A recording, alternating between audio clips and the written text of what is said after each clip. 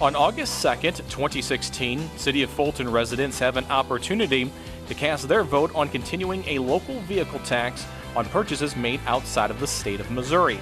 These tax revenues provide the City of Fulton with between $40,000 and $120,000 annually, which help pay for projects such as street improvements.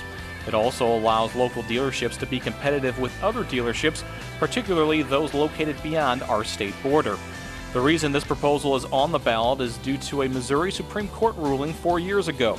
In 2012, the court ruled in Street versus Director of Revenue that the Department of Revenue can't collect local sales tax on vehicles purchased outside of Missouri.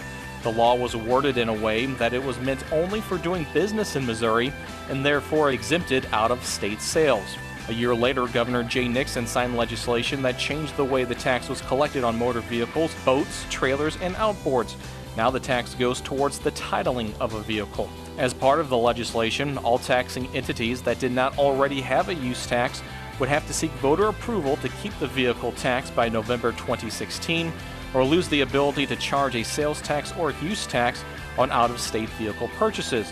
The governor has since extended the deadline to November 2018. Here is the official question residents will be voting on. Shall the City of Fulton continue applying and collecting the local sales tax on titling of motor vehicles, trailers, boats, and outboard motors that were purchased from a source other than a licensed Missouri dealer? Continuation of this measure will not result in a reduction of local revenue to provide for vital services for the City of Fulton, and it will not place Missouri dealers of motor vehicles, outboard motors, boats, and trailers at a competitive disadvantage to non-Missouri dealers of motor vehicles, outboard motors, boats, and trailers. So be sure to cast your vote on this important question on August 2nd. This message was paid for by the City of Fulton.